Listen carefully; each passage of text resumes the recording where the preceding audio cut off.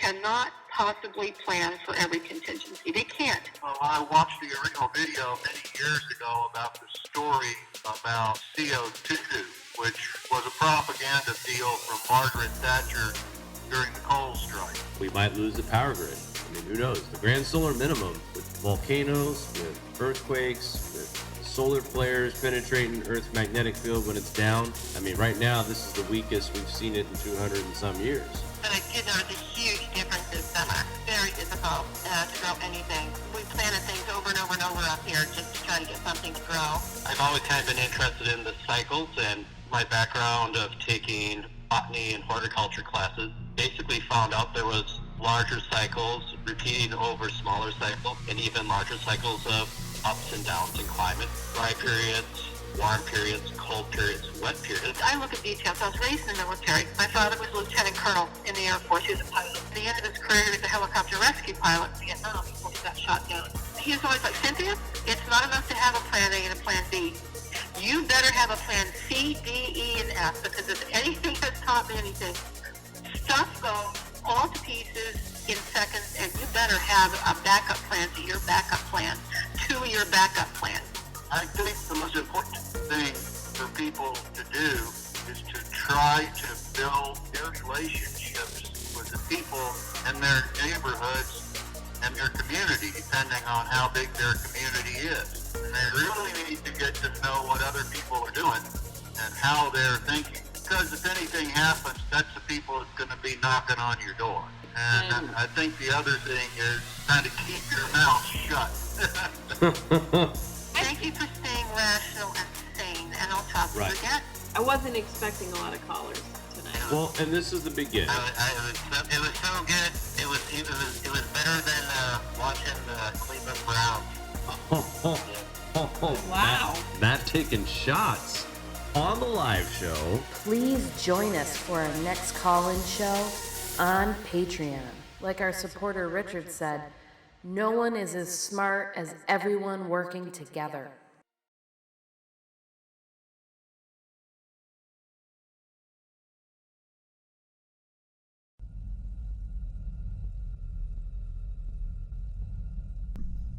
Good evening, folks. Welcome to the Grand Solar Minimum channel. Today's Friday night. We are doing the call-in show. Usually we have the live Grand Solar Minimum News update, but tonight we're going to do something a little different. Last couple weeks we've talked about prepping and survival stuff. Sanitation last week. That was really... Actually, we had a segment called Beep Talk. Do we want to say the bad word tonight? Like, we're trying to keep this a family... I talk a lot about this channel to everybody I see out in public when I strike up a conversation about climate. So I do know there are kids, that are actually probably listening. We have wonderful families watching us. Why are you in a naughty puppy dog? Now, Bella wants to get involved in the call show tonight. Stop there. Come here. Anyway, we had one gentleman say his son was actually doing a science project on the Grand Solar Minimum, which I thought was fantastic. I forgot who that was. Do you remember? I don't. But it's funny you mentioned a kid doing a science project on this because I saw a kid the other day and we were talking about climate cycles and he was interested in learning about the sun. But he's 13 years old and he's been taught that CO2 holds all the warm air and that's why we're warming. And then I kind of threw this, well, did you know that CO2 only holds in warm air about 0.0000001%? And he looked at me and goes, wow, I didn't know that. I was like, yeah, unfortunately they don't teach that in schools right now. And it's hard to it's going to affect your child's grade if you actually tell them about solar cycles, and when they go to school and they learn about global warming and the indoctrinated stuff that they are feeding our kids, that's where the real struggle is trying to explain to your children that there is a consensus out there that picked this topic, this part of education, and for some reason everybody said science is settled, this is what we're teaching everyone, and it's the big setup for the IPCC. What's really frustrating is an article that actually I'll go ahead and I'll share the screen real quick of this article. We were before we went on the show, I was looking for a few things to talk about tonight while we're waiting for callers, and I found it. First, this is a story about the snow and thunder make for pretty rare snowstorm in the Texas Panhandle. Extreme weather events are rarely seen at the same time, and they're even rarer in Texas in the fall. But residents in Amarillo, Texas experienced a thunder snowstorm on Thursday. Now, looking through this, and let's listen to this. And if I'm not mistaken here,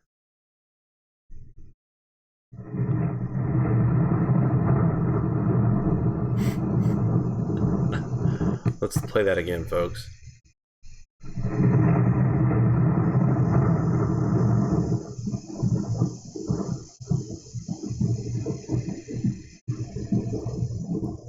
That's thunder snow in Amarillo or near Amarillo, Texas today, October 25th, not December 5th, not November 25th, October 25th.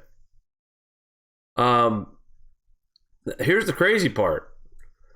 A 5-inch in diameter hailstone had also fallen at the time of this thunder snow as well. So we had a 5-inch diameter hailstone. Oh, I'm sorry. They went back to May. Okay, this was from May. My apologies, folks. So they were referring back to all this freak weather that they've had this year in 2019. My mistake. Nonetheless, we got 5.5 inches of snow in Amarillo, Texas. Texas is no stranger to odd weather. Here's where they're trying to program you to think this is normal. Texas is no stranger to odd weather, from the heat to tornadoes to hail. 2019. That's me. Sorry. Okay. Has been an eventful year for inclement natural events in the state. Now, they told the truth. Inclement natural events. It is natural. Talking about the hailstone they had back in May, that 5-inch I was just talking about. Later that month, 2 separate tornadoes struck the same Texas town in the same day. And in South Texas, heat wave record, a heat index of 128 in June. Now, excuse me, this is a problem as they mention 2 freak weather events. All right, the tornado and the hailstone. The heat index 128 degrees in June. That's not surprising. That's no big deal that they had to throw in the heat. But here's where you should be concerned with the other 2. The tornadoes striking the same town twice in one day. We know that the atmosphere is a lot colder than what it has been. And that's why 2019 was such a violent year when it came to tornadoes. So this past May, it was insane. The amount of tornado outbreaks that we had. Places that have seen tornadoes this year that don't usually see it. We are seeing much colder atmospheric conditions all over the United States. So you can blame the tornadoes on the cold atmosphere, and you can blame the cold atmosphere for that massive hailstone. And once again, you can blame the atmosphere being really cold for thunder snow and 5.5 inches of snow. This is my favorite picture of the day. This is outside of NOAA's Weather Center here. Yeah, this is in Amarillo, NOAA's weather station. Check it out. It looks more like January in Iowa than it does October 25th in Amarillo, Texas. Truly amazing, folks. I mean, and here's the best part. USA Today. Can't trust them, I guess, right? Everybody that follows this program knows the science behind what's happening right now, why we're seeing colder air, what's going on. But this video, global warming, is causing the snow. Again. Now, here, let's listen to the bull honky. Bull honky. They could have an unexpected consequence. More snow in some areas. And that's because warming in the Arctic might actually mean colder winters for some of us. That's right. Even though it may be very cold and snowing in one area, the rest of the world, particularly the Arctic, is warming at a steady rate. Global warming creates hotter air, which holds more moisture than cold air, meaning heavier precipitation in the form of intense rain or snow. Snow cover is the area of land that is covered by accumulated snow at any given time. These giant white blankets reflect heat back into the atmosphere, regulating the Earth's surface temperature. And because sea ice is white, it also serves this purpose. But when huge areas of sea ice melt in the Arctic, darker patches of water are revealed. These dark patches absorb more sunlight and can cause further warming. This process is called Arctic amplification. I'm going to stop it right there. I don't want to watch anymore, really, but it's hilarious that the example they're giving the common Joe, I guess, is that when the ice melts in the Arctic. Now, everybody knows that the ice melts in the Arctic in the Northern Hemisphere during summer months, and then it grows again. So USA Today is using a video that cherry picks the melting and yes, the accuracy of sunlight reflecting off of ice versus open waters. Open waters also releases CO2. But it doesn't stay that way all year long. And this video is very misleading by just showing you the part where it's melting. And it doesn't show you the growth. And the Intergovernmental Panel on Climate Change reports the Arctic is warming faster than anywhere else on Earth. Changes in the climate also affect how much snow falls and influence the timing of the winter snow season. Reducing greenhouse gas emissions is the main action we can do to limit global warming to acceptable levels and reduce the occurrence of extreme events and abrupt changes. Abrupt changes now, huh? So that is what the mainstream is feeding us, is that global warming has caused all the snow. But Al Gore told us all that snow wouldn't exist in 2013, that we would be ice free in the poles by now as well. Last I checked, ice is growing once again. So when you see this report talking about global warming and they show you ice melting in the summertime, like it naturally does, but they forget to show you what happens when it grows back. Everything gets reflected back into space, right? They also failed to mention the cloud coverage. The cloud coverage also prevents the TSI from Earth's surface. It's just kind of infuriating that this kind of stuff, if you've been watching this channel for at least 5 or 6 months, or maybe even shorter, but for the most part, you know that cloud coverage is keeping TSI from surface temperatures. So it's cooler already on the surface because of all the cloud coverage that we see everywhere. That's 1. 2, more moisture in the ground, soil saturation also keeps temperatures down. And 3, of course, we're heading into our winter. So those 3 factors right there, cloud coverage, soil saturation, and the season that we're heading into, that's why we're seeing snow in Texas.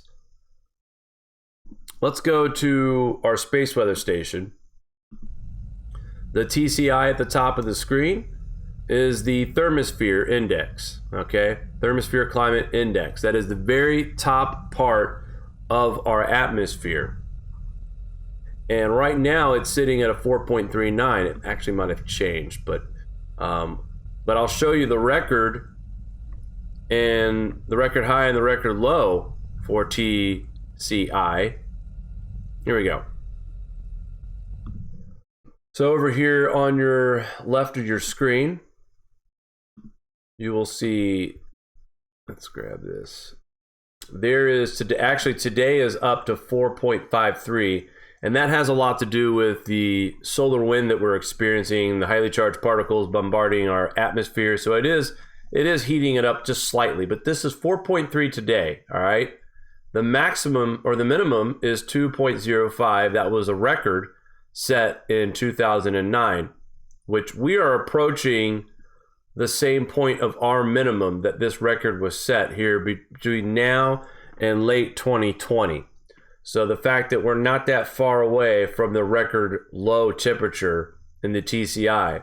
Now, the record high was 49.4. That was set back in 1957. So even though we're not record cold in the upper atmosphere, this gives you an idea of just how cold the top part of our atmosphere is right now. It's at a space age record, just about. I also want to point out that 2019 and 2020 at this time are at the same spotless day total. But right now you can see that 2019, we are racing ahead of the pace of last year, which was 61% of the days last year went without spots. This year so far is 74%. Now compare this to the last minimum, and already we are increased less activity than we were back in the last minimum. So this minimum is already proven to be weaker right now. So 2020 will be right around the peak of this 11-year cycle at the bottom of the minimum. 2009 was the bottom of the last minimum. So 260 days went without sunspots at the peak of 2008 was the peak, it looks like here, 268. 11 years from that is 2009. So technically, or 2019, technically this would be the bottom of the sun-spotless days, but it's actually proven to be even deeper than what we thought in 2018 could have been the beginning of the minimum. So without confusing everybody, 2020's numbers are not going to go down on the spotless. As you see, in 2008 and 2009, they were over 260 days without sunspots. 2018 was 221 days. So in try and compare where we are in the cycle, you have to compare that 221 days in 18 to the 2007 152 days. So over 21% more days without spots in 2018 versus where we were in 2007. When you look at 2017, about 9% more spotless days than where we were at that point in the minimum in solar cycle 24. So we're seeing a really big increase in days without sunspots.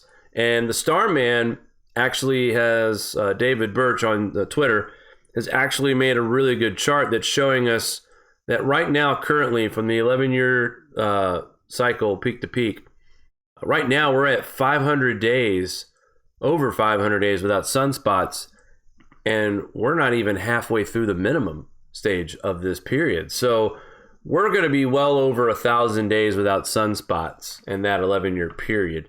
And that also is flirting with record numbers as well. So just kind of want to give everybody a brief history of where we are, how weak is this minimum right now. And it's already proven to be much weaker than what we saw in solar cycle 24. I hope I didn't confuse too many people out there. But yeah, I just kind of wanted to kick off and show you that they're going to blame global warming on the Texas snow. But in fact, guys, it's everything that has to do with what's on this page right here. Solar wind, cosmic rays, less sunspots equals less energy, less output from the sun, cold TCI. I mean, everything here equals cooling, not warming. Warming does happen. It's natural. The sun causes it. Man, we do put a little bit into the atmosphere, but our impact on the climate is nowhere near as big as mainstream wants you to believe, as the IPCC, who is just in this. This is just a Ponzi scheme, really. This is a cash grab for the elites, or the New World Order, as my friend Dylan would say.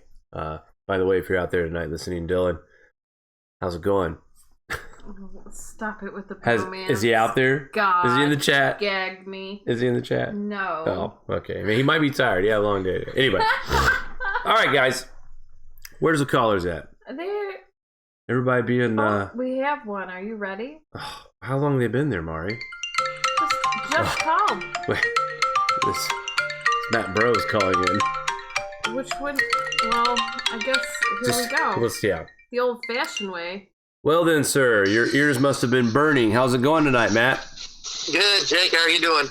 Oh, not bad. Just talking a little bit of space weather and just, basic science to kind of help people understand why we're saying the cooling is caused from solar forcing and not from global warming. But anyway, so I have to point out to the viewers and listeners, Matt is a farmer as well. And I got to give a shout out to a channel called Millennial Farmer. And Matt, you sent me a link the other day. And what's kind of funny is that when I was watching that video, I was thinking to myself, well, okay, this channel's great. But in a way, I've been kind of getting my own personal Millennial Farmer videos from you. You've been sending me videos like that for, 6 months now. So, I mean, for me, it's like I was watching this guy's channel. It was kind of cool because he had more footage out in the tractors and stuff. But, I mean, I could watch that stuff all day long. So I really appreciate you sending your 2 cents in as well. Hey, no problem. We're just rolling still tonight. This is our first day of dry corn harvest. So we went out and tried it, and it is plenty dry to go into the bin. So we're out getting her out of the field as we speak. So. Yeah, Matt, you sent me a picture earlier today. It showed the machinery moving into the fields, and I just said, here we go. I'm glad that the weather has cooperated over the last couple of days. You've had some pretty decent weather, maybe 50s and 60s, so that's warm enough to help dry things out, right? Yeah, it actually warmed up, and we've had a dry spell here, so it kind of gave us that window, but unfortunately, I think there is some more moisture that could be possibly coming in next week for our area. And that's actually not looking good because earlier this week we had a windstorm that came through, heavy winds, strong winds that blew about anywhere from 30 to 50 mile an hour gusts. And that actually knocked some corn off of the stalks and down onto the ground, which there's no way to really pick that up. Well, there is a way, but it's pretty expensive, and it's just going to come to a point, probably just going to have to leave that corn on the ground. So now I'm showing the map right now. You've got some pretty decent weather coming, but you're right. Midweek next week, Wednesday, things are going to change drastically for you. You're going to be part of a light snow event, but nonetheless, it's going to be snowing in your part of the woods next Wednesday, and we'll get just downright cold right after that storm moves out too. So, right, with that down corn, we don't want any snow on it, especially heavy snow. Right. Because what is left that's still on the ears, or on the stalk, the ears that are on the stalks that's laid over, we can pick that up with the corn head. But if it gets a heavy snow on it, it'll just keep pushing it down towards the ground and possibly break it off and have more corn on the ground. I kind of estimated right now, one of our fields, we're looking at close to probably 10% on the ground. So if you're raising 200 bushel corn, that's about 20 bushel per acre of corn that's out there on the ground. So good news and bad news with this outlook forecast. Good news for you, Matt. After you guys get this little burst of light snow that's set to move in next Wednesday, it's going to stay relatively dry. Now, the temperatures are going to remain kind of chilly out there. But once you get past Halloween, the snow's moved out of your area. Dry weather, high pressure taking over, really, but cold air is still filtering in from the Arctic through Canada. But, Joe Bastardi was calling out on Twitter that we could have some potential historic snowstorms by the second week of November. And it's a good thing that you don't have any farming in New York or even the Northeast or the East Coast, because this thing looks like a doozy. Now, it's pretty far out, but this goes out to November 9th. Now, this looks like to me a December-January pattern here.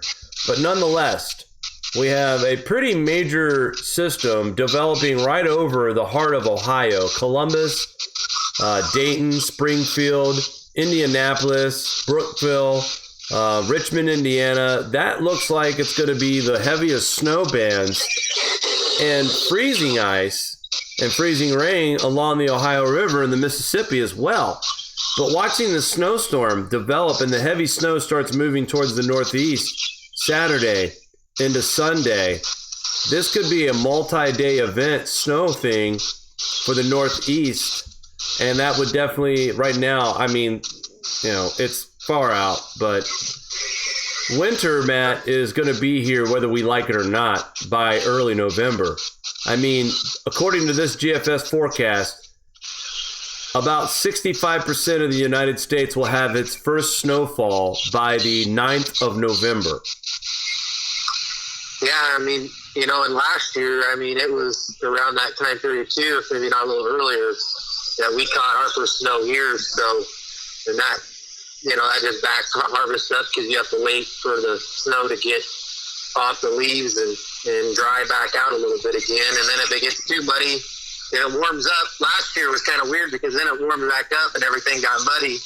It would have actually just been better if it would have just stayed frozen, and then, you know, then we could have at least harvested in the fields. But it just got so muddy, we were getting stuck out in the fields trying to get the combine getting stuck and the grain carts getting stuck. So.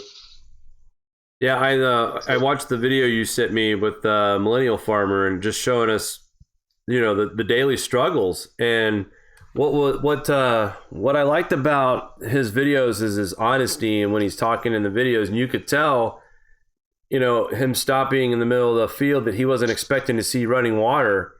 You could tell he was kind of taken back, like, wow, I've never seen this before. Like, this is kind of, you guys seeing this too? I've never seen this. So it's not just you, it's farmers everywhere. And I don't think it really matters to you guys what's causing it. You know, things are changing, and it's a lot wetter and it's a lot colder. So after you guys are going to get your first snow, looks like October 30th.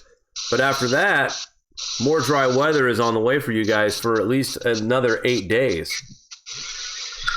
Yeah, we're going to need it. I mean, usually for us, it takes anywhere from, if we can have good dry weather and get out to the field early in the morning, I mean, we can be done in, 5.5, 6 weeks. But if it's like damp and dewy in the mornings and it takes time getting out there, it'll be, 7 weeks before we're done. So, good Lord. I mean, right now we're looking at, before we get done, we're looking at all of November. Probably best case scenario is if we could be done at the first week of December, last week of November. Good Lord. So, we could have some decent snows by then too. I mean, would that also delay your harvest? If, let's say, the second week of November, we get another big snowstorm and you guys get a foot. How long does that set you back? Oh, yeah. Well, it was like last year. We started about this time last year. It was about the same scenario where it was kind of late getting into the field, getting things matured up. Last year with all the weather delays, it was the 23rd of December before we finished. My gosh. Last year, I mean, we didn't harvest every day because, I think there was almost a week there that we didn't even get into the field. So, yeah, if everything goes right, like I said, it's a good 5-week ordeal. So that's if all the weather holds and no major breakdowns. And like I said, you can get to the field early in the mornings because it's not wet out. So not dewy. And you guys will work as late as possible. I know that. There's lights and all kinds of things on your tractor. So you guys are probably the hardest working people out there in the United States. And, this year especially, monitoring the crop loss and the weather and talking to guys like you and Jesse. I definitely appreciate my farmers all over the country. So, but anyway, thank you for calling in tonight, Matt. We're going to go ahead. We got Cheryl on hold to get to. We need to get together, though, again next week maybe and talk a little bit more about what you're harvesting and how it's going. And also keep those videos coming. Eventually, Mari and I are going to put some footage together about crops. And your videos are perfect for just instructional thing, like just showing clips of how things are done. It doesn't even matter about the audio, really. It's just for all the video and what's happening in the field. So we really appreciate what you're doing for us. Okay, no problem. We'll talk to you later, Jake and Mary. All right, Matt. Don't work too hard, bud.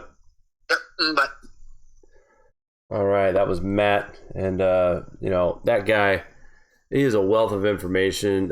He turned me onto a new channel. Check it out, guys. Millennial Farmer, after the show, of course. But, and then talking to Jesse and just I'm having a sense of, the hard work and the dedication that goes into farming. And I think we take that for granted. But anyway. Absolutely. Yep. So I hear we have Cheryl on hold. We do. Well, let's put her through and see what she would like to say. She wanted to talk a little bit about how to get through to people to really get them to understand if it's snowing in Texas. What's it gonna take? Let's bring her. What is it gonna take? Is my phone ready to go? Let's see. Should be. Cheryl, how you doing? Hey, I'm just fine. Jake, how are you? I'm good. I'm tired. We had a surprise trick-or-treat call-in show Friday. Seeing how it goes. Unexpected. Yeah, well, That was all Jake's idea. Brilliant. When are you going to have family time? Oh, yeah. So, what's on your mind tonight, Cheryl? You wanted to talk about how to talk to people who... Yeah, well, first of all, I'm just shocked at Matt saying that he, it would be like early December, end of November, early December. This is just still so not good. I feel bad for him. But when I called in, you were still back on the page with the TSI, and, there's so much to learn about this. And we're not even asking friends and family to learn everything that we're trying to learn about it. We're just asking them to get on board, and yet everything is just still falling on deaf ears, and I really don't understand it. People just don't want to prepare. And after last week's call-in, was it last week? We talked about the outhouses and the cat households and all that sort of stuff. I mean, it becomes very obvious that there's so many different ways to prepare, and you really have to do it by family, and yet I can't get family or friends or anybody interested. Period. They just are not. I just wondered if anybody else is having any kind of success, what kind of approach did they use, that sort of thing. If anybody had any ideas? People are just not preparing, and I feel very unprepared, even though I've been preparing. So I can't imagine if you're caught flat-footed, it would be awful. Yeah, I agree, and I think really what's going to happen, unfortunately, Cheryl, those who are just rejecting to even look into it. Unfortunately, they're going to have to learn some hard lessons. Now, they're going to see it right in front of their face this year. I've told people this. I think the point of trying to talk to people is getting very frustrating. And I really believe that this winter here in the Northern Hemisphere, especially here in the Northeast, Northern Plains, parts of Ohio, I really believe that these people are going to see some significant cold, some serious snow, and like the struggles that other farmers like Matt is having. He's in Nebraska.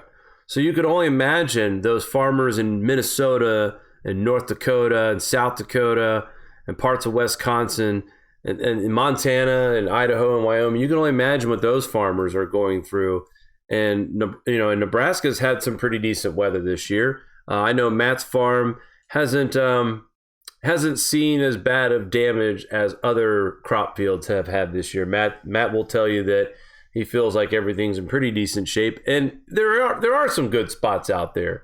But I think when it comes to talking to people about Grand Solar Minimum, you hit the nail on the head, Cheryl. There's so much to learn about this, and it's just so much easier for the average person to just listen to what the talking head is saying on TV.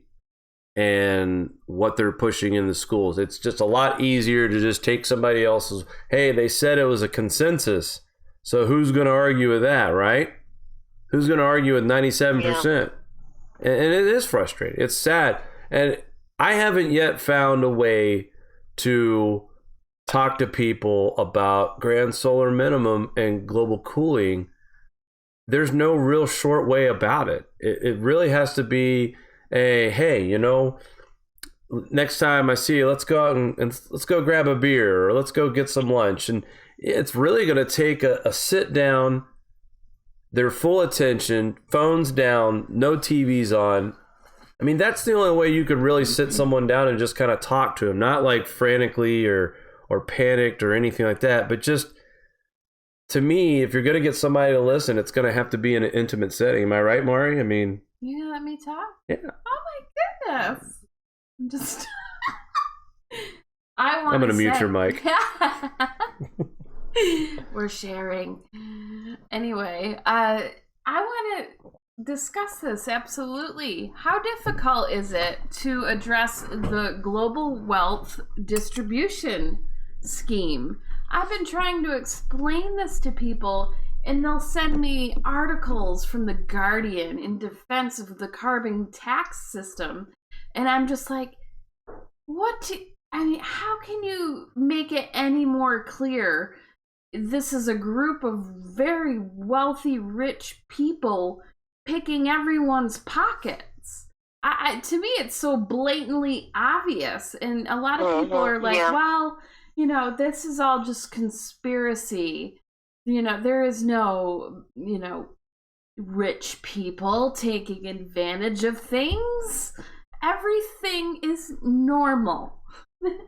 It's driving me crazy. I get trolled so bad on Facebook if I try to adjust, like, because people don't understand this big deal about global warming, the big deal about CO2, and you got Greta saying people are dying and we only got 12 years. It's everything is so dire on that side, and none of it has any bearing on reality. It's crazy. And then you got NASA, that stupid climate site that people are passing around as their defense, saying that CO2 is on the rise alongside temperatures. Meanwhile, you can look at all the temperature records. We're on a decline. Open your eyes. Well, you know, the other day I had an experience. I was talking to an associate of mine during at work the other day, and another person who had just happened to be eavesdropping. We were talking about, you know, cooling and what's happening to the climate, because he's curious about what's going on. And this guy who was basically eavesdropping looked at me and said, oh, you don't believe in global warming? And I said, no, I do, but I believe of natural global warming and cooling. And he looked at me with the side eye and goes, oh, okay, you're one of those Breitbart guys, aren't you? Yeah, nothing happened in Sandy Hook, eh? And immediately this, and he admitted he's a liberal, but this liberal labeled me as a right-wing nutjob conspiracy theorist because I had the notion that the real science shows that climate change is natural. This guy labeled me as a basically, and I'm not trying to offend anybody that likes Alex Jones. I'm just saying I don't consider myself to be extreme like that. He was like trying to make me look like I was Alex Jones on crack. We've been compared to flat earthers and anti-vaxxers and put us in any other type ridiculous of conspiracy bin. It's crazy. This to me is such a natural discussion. You're dealing with science and you're dealing with history. But that's boring to most people, Mari. Right there in your face. Boring. Go ahead, Cheryl. I heard you was getting ready. You know what? Oh, I was just going to say, when I did chat with my sister today, I said, have you seen what's going on in Australia? And have you seen the Kellogg's cornflake boxes with no cornflakes in the bowl?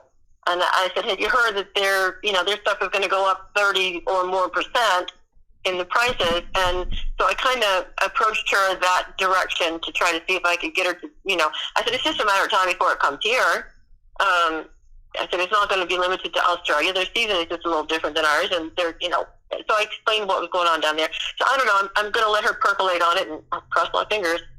And that's it, Cheryl. I mean, if we try to assert this too much, we might come off as pushy.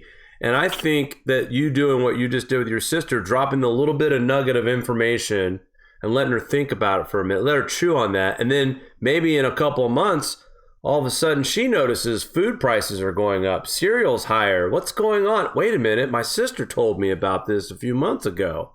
That's all we can do is just plant little tiny seeds. And that way a voice goes off, your voice will go off in her head when she finally does have that aha moment. And other than that, I think the next 2 years, I think it'll be obvious no matter what the global warmists will say and what people will say about CO2. I think it'll be quite obvious what's happening to the climate. Now, we had a couple of stratospheric warming events, one in the northern hemisphere during last winter, and then one in the southern hemisphere during this winter. And those did have an impact on the temperatures here in the lower troposphere, according to Roy Spencer's work as well. Again, nobody said that grand solar minimums are a flip of a light switch and the temperatures just drop overnight. This cooling is a decadal type thing anyway. So we're going to be talking about this for quite some time, but each year we get into this grand solar minimum, we're going to start noticing a lot more changes in the cooling department, and also what's happening out in California with these fires. I don't know what your take is on this, Cheryl, but I'm really getting tired of the real conspiracy theorist out there with the whole DEW stuff, the DEW. Let me tell you, there's been a lot of geological events happening in California. There is hot spots that are being identified on satellite imagery. A lot of people think that these fires are being started by the geothermal energy that's happening in these hot spots that we're seeing in satellite imagery. So that would make more sense to me. Because we know what's happening during these grand solar minimums. There's more volcanic activity. There's more earthquakes. So to hear about these geothermal hotspots in California near these zones that are expecting seismic activity, that's what's starting the fires. And what's fueling the fires is the winds. And I also read a comment today that I kind of forgot about, but fire does kind of create wind as well. Like it kind of helps increase winds. Oh, yeah. So, I mean, there's so much natural ingredients involved with wildfires. I'm not saying man doesn't set them, but let's take a step back and, put the Kool-Aid down and really make sure we're vetting everything we get, because I think it's insensitive to make a mockery of what's happening in California, these wildfires. People are going through blackouts, maybe unnecessary blackouts, because now we're learning that these hot spots could be the cause of these wildfires, not electrical equipment. Exactly, but I also see where the company is saying, "Oh, well, these might have to go on for another 10 years." Yeah. But they don't know what's going on either. Obviously, Nope. They have no clue. No, they don't. But to interrupt people's lives for the next 10 years because they don't know what's going on is real. It's just abominable. It's horrible. That's a problem. And like I said, it's huge. This is these fires, I believe, are starting more because of these hot spots. And instead of reporting about that, they want to keep talking about these high voltage lines that are near their fire spots.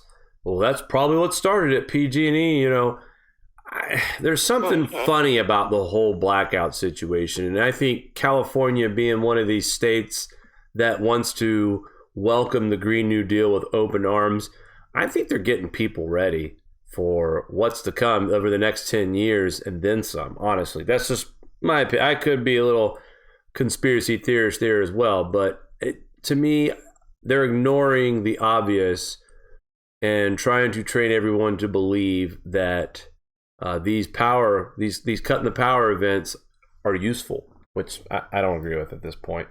Why are we looking at less people being cut off when these fires are obviously more dangerous than the first batch of fires we had when the fire season started out there. So you tell me. Any more callers, Mari? Wow. I don't have any more callers. I was just looking at it's Patrick Moore. I believe he is going to be doing work with the CO2 Coalition. And I think he might be taking over for the guy who founded it. And let me just pull it up. But the guy who founded CO2 Coalition is one of the advisors to Trump on the climate panel. Oh, really? And also Dr. Roy Spencer is, from what I've been reading. So I do have hope in the near future with pulling out of the, crazy accord and all that. That's beginning right now, actually. Yeah.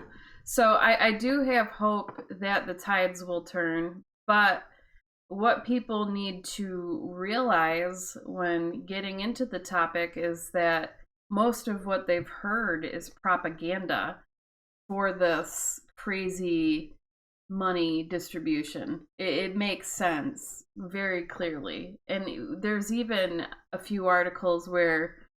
Did you see the article where the guy was actually admitting that climate change is used I think we covered that article or something a while We've covered a lot of fake news lately. Not fake news, but... Ratings. No. He actually just came out and said climate change is for money making. Let me see if I can find it. I don't know.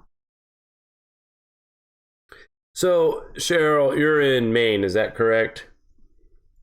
I am. I have to ask, do you care for football at all? Patriots, baby, all the way. Oh, God. So you and Thor are in on this whole make Jake's Sunday a bad Sunday. Is that what you guys are going to try to do to me? Okay. Here.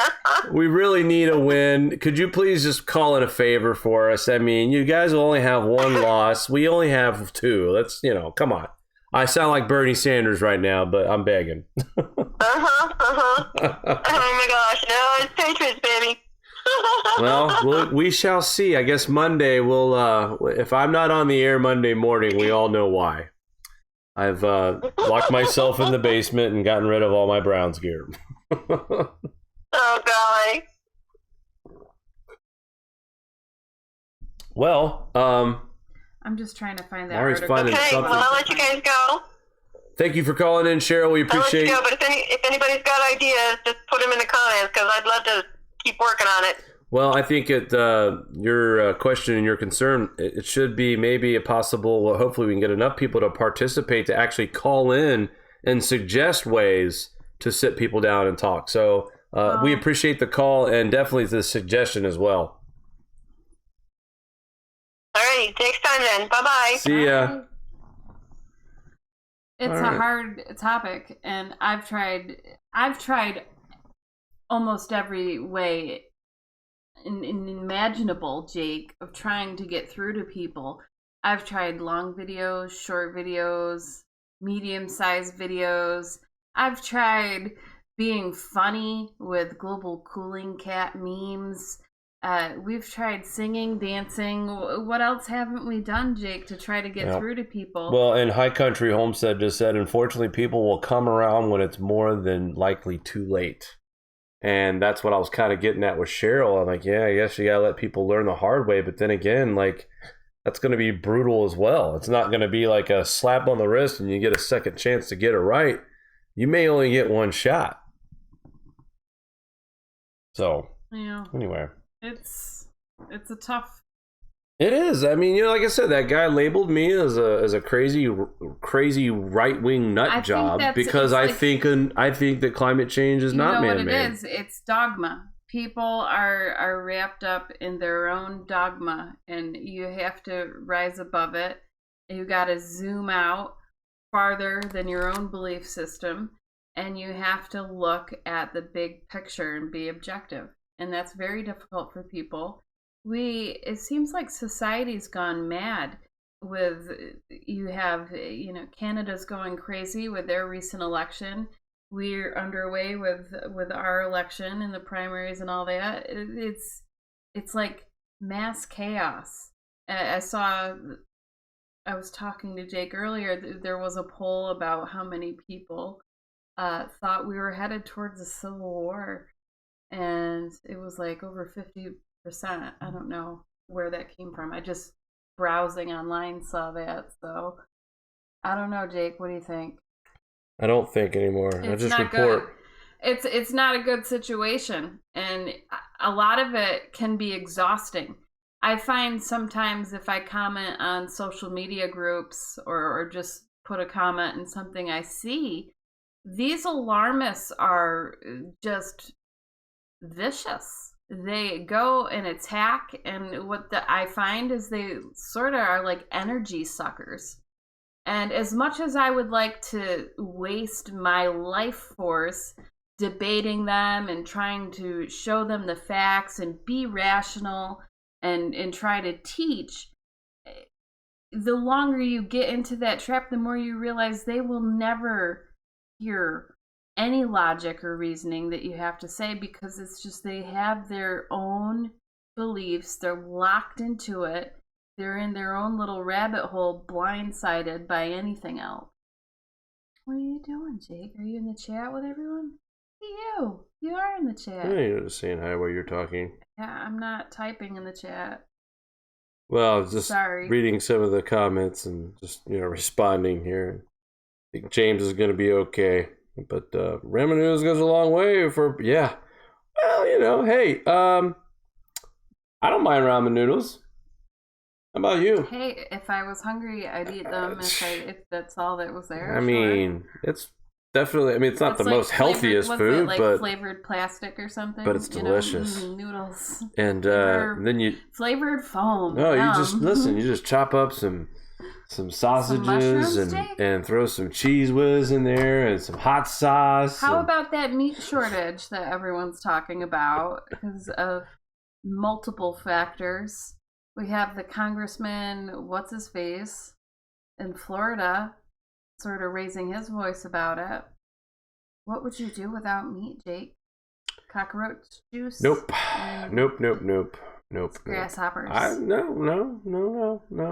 I'd figure it out. Beans. Beans, probably, yes. Beans. Beans are the best. Baked beans, any beans really. The only kind of beans I don't like are lima beans. I think lima beans are gross. I would eat lentils, but beans would be more filling. I like peas. Love peas. Corn. Green beans are okay. I like the fresh ones out of the garden. I'm not a big fan of canned vegetables. But slowly but surely, I am getting more and more keen to the idea of eating vegetables. And what vegetables would it be that I'd want to grow? So at least I'm thinking about, okay, what do I want to grow? If I have to eat vegetables, You want to take one more? Want to pick it? Go? Who is it? Or two more. Well, we can make them quick calls. Let's go ahead and make them quick. We got about 7 minutes before we head off the air, so let's go ahead. Richard first. Richard calling in from New Mexico. He has been on the show a few times. Richard, how you doing tonight, bud? Doing fine. I'm just thinking, maybe perhaps one way to get people to think about things is to introduce a little history to them. When the volcano went off in Pompeii, there was about 3 weeks of warning ahead of time. How many people do you actually think went, maybe I should leave Pompeii for a while and see what happens? Excuse me.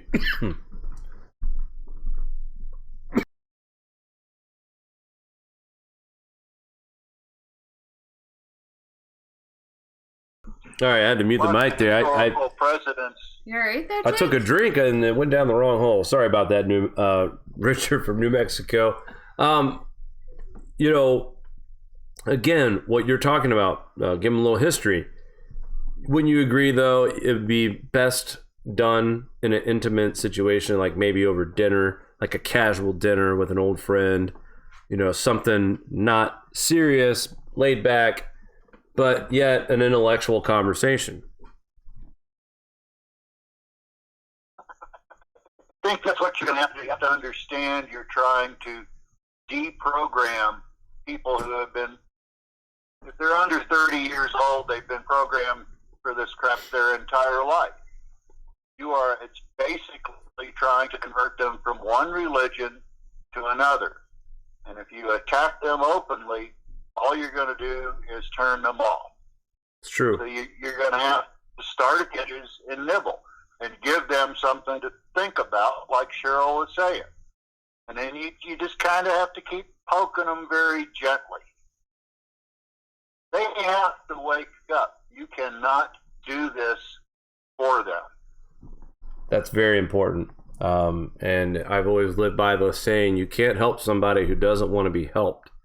So being forceful about it sure as hell isn't going to move forward for anybody. And I know I'm one of those people that when I see people screaming and jumping up and down and you know, just reacting on pure emotion, I get it, they're passionate, but at the same time, it makes it hard for me to actually take that person serious when I can't get a calm, cool, collected sense of what's going on from them. So very good points as well. Bring it up here, Richard. Richard, is there anything else before we go? We got one more call to get through before we get done with the hour here. Did you have anything else on your mind tonight? No. You're just going to have to poke people until you finally poke them enough that they wake up on their own. That's the only solution. That's it. And in the meantime, we all have to stay prepared as well. So thank you very much for the call, Richard. Let's go ahead and move on to Alan. He is calling in. We got about 4 minutes left, so let's put Alan on. Alan, thank you for joining us once again. I know you called in last week. What's on your mind? Hey, Jake, Maury, and all the friends in the community. I was actually going to talk a little bit about what Richard talked about, you know, going back and looking at history and stuff like that. As far as the Pompeii thing, though, they worship the volcano. So, I mean, every time it rumbled, they thought it was a good thing or it was angry or something like that, if I remember my history correct. But if we look back at, you know, back even into the 1970s, when we had 3 channels, I mean, 4 if you count the PBS channel, but I remember news channels of helicopters flying around Kansas and Nebraska, Missouri, and stuff like that, dropping hay bales out to cows that couldn't get to their feed. And, I mean, so we don't have to go back that far. But like Richard said, first you got to get these kids off of these electronics. Because, I mean, my grandkids are, you know, terrible. I mean, if they don't have a electronic, they're dying. I mean, you know, what Richard was saying, you know, is, you know, pretty accurate. But you also got to think about it this way. I mean, if you go without long enough, I mean, you're going to have to, I mean, I went without because we lived up in the mountains of Colorado where we couldn't even receive television signals. So we did without, and we got by, and we made do. And so I think that's what people are going to have to understand. You know, we're going to have losses. There's going to be a lot of people that are going to lose their life if this goes down the way we think. So, I mean, you know, hopefully, you know, people are smart enough, you know, even if I don't make it through and I got a little bit of food stored up and I don't make it through, or somebody in my family can use it. So, I mean, you know, that's just my thinking, you know, just have some stuff here and make sure that everybody knows where it is, you know, in my family. And that's really it, Alan. Stay prepared. It's good that we try to help our neighbor and talk to them about possible changes, especially people that you care about. But it sounds like that we're all agreeing on just show them a piece of the history, and that's something they can verify and look up. And I think they'll start to connect the dots from there. So, all right. Well, thank you for the call, Alan. It was a pleasure talking with you, just like last week, man. Have a good weekend. All right, and I'm going to get your email from you at some point in time because I want to send you these pictures, but I don't have it. And for some reason, I can't even log into GSM. So the site is under construction. I don't know what's going on. Yeah, Mari is working on that. There's a few things that went kind of haywire on it, so Mari is fixing the website. But You can email me at jake@thegrandsolarminimum.com. That's Jake at thegrandsolarminimum.com.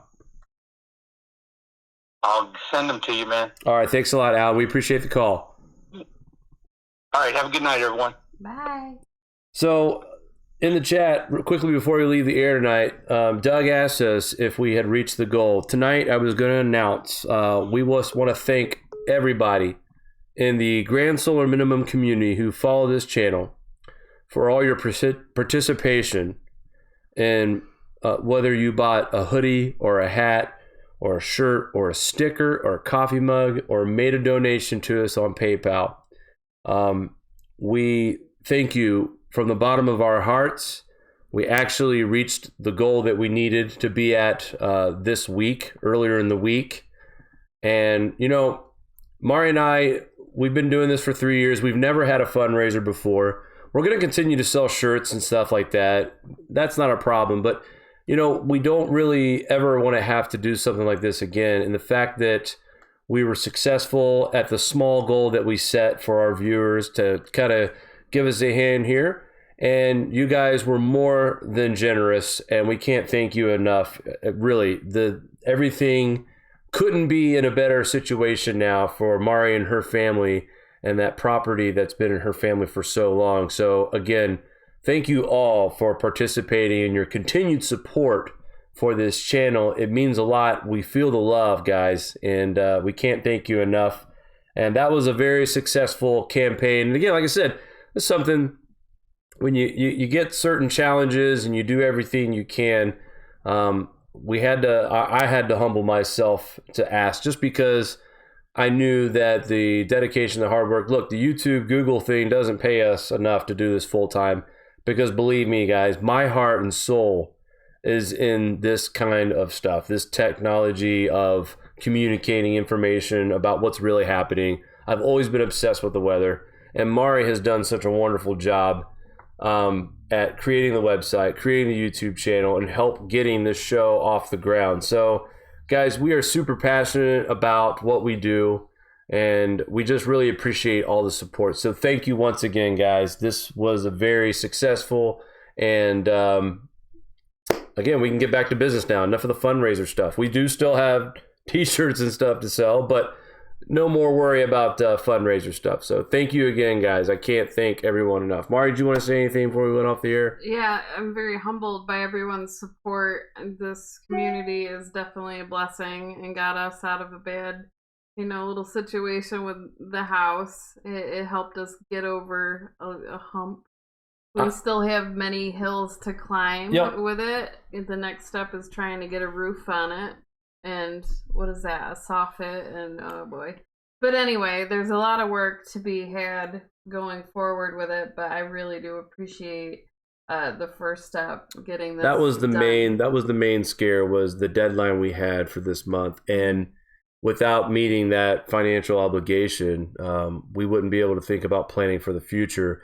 And that really is the key for us too. I mean, that could be an out plan for us down the road. If we have to move south, we now have some kind of investment to help us. That's my only investment I have. Push us forward really, in that life. house, I've sunk so much into it. Yeah.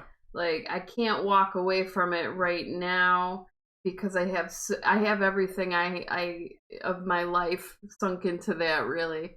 So I have to make it work, and I will make it work, and I feel good about it.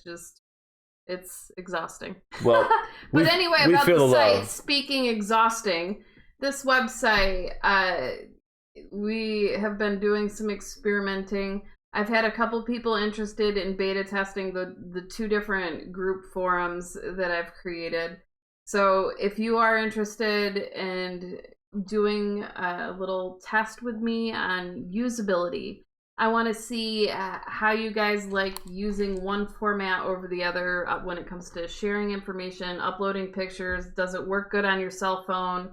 I want just a small group of people to work with me to try to get this working so people use it. Cheryl called in tonight.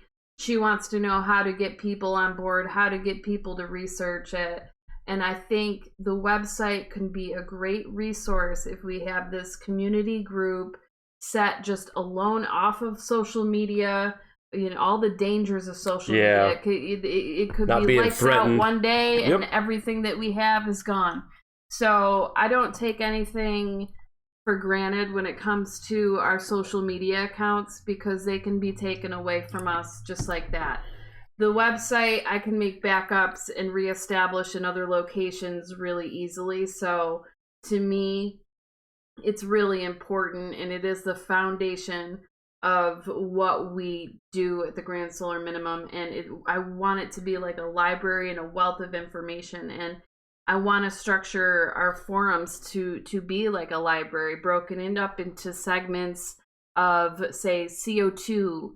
And people can go there to see both sides of the argument. While people are saying this about CO2, other people are saying that. And maybe having a neutral presentation somehow. I hope that's possible. I don't know if it's That'd be possible. great. We could maybe hash it out in the forums and then make actual sites for reference for people to share links to when people are confronted with things like glacial melt and tree ring samples and ice core samples. There's all different types of he said, she said, back and forth arguments when dealing with climate. It seems like both sides spin wheels and you get nowhere in conversation. So hopefully we can grow it and have it be a in-depth library of just information, not only about the Grand Solar Minimum, science and history, but also preparation, learning from history and moving forward. And hopefully we can make the shift and adapt easily. We need bigger figures on board, certainly helping and pushing society along with that, which is tricky with the fake news. Indeed. Pretty much all news outlets, major news outlets, you just, it's a joke. So anyway, the website, if you want to participate in helping me out, just send me an email to gomarigo@gmail.com. Probably next week I will figure out something. I'm going to do a private live chat and do an overview sort of tutorial of the full website, social media aspect of it, so people know how to use it. They can test it out for a couple days and give me feedback, and we'll go with one or the other. I can't decide on what format I like better. We'll get it. And I think the feedback from people using it on their phones, using it on their computers, uploading files, posting things, that kind of feedback will help me better develop the platform and make it. The key thing is making it usable. My biggest feedback from people before was it was a little too complex. Right. They didn't know how to do it. So I'm tweaking it to be a little bit more user friendly. Yep. Anyway, that's all I got, Jake. All right. Well, thank you very much on the update. I know a lot of people, we have been getting some questions about the website, and we do apologize for the delay, but Mari is working. What? In my mishap with the little website, I thought I backed up a file that didn't actually back up, which just so happened to be the database of every single user on our website. So hundreds of people's accounts are deleted by mistake. My bad. So unfortunately, if you don't have an account on our channel, you just have to recreate it. Bella's ready for bed. If you have any problems signing up, just email me. I might not get back immediately because my inbox is an absolute disaster, but I will get back to you, I promise. All right, guys, that's going to do it for us tonight on the Friday Night Call-In Show. We appreciate your participation. Alan, Richard, Matt, Cheryl, thank you all for the phone calls tonight. We'll do it again next Friday night. We'll try to do a little bit more promotion. Some people called in late tonight. Possibly they didn't get the notification. Make sure you go to that YouTube subscribe button, hit the notification bell, and go to the all when it comes to notifications. Also, to get the number for the call-in show, all you have to do is join Patreon for us. $1 is the minimum. I think the levels go up to $25, but the lowest you can join Patreon channel and get the number for the call-in show is only $1. So again, just a little bit goes a long way. All right, guys, that's going to do it for us tonight. We will be back Monday morning with a Grand Solar Minimum news update. Unless we get some breaking news over the weekend, guys, we will talk soon, and I hope everyone has a great weekend. Thanks again for tuning in. Do you like this show? Give us a thumbs up. Want to support us more? Share to your favorite social media platform. Buy a t-shirt or become a Patreon. All links are in the description below.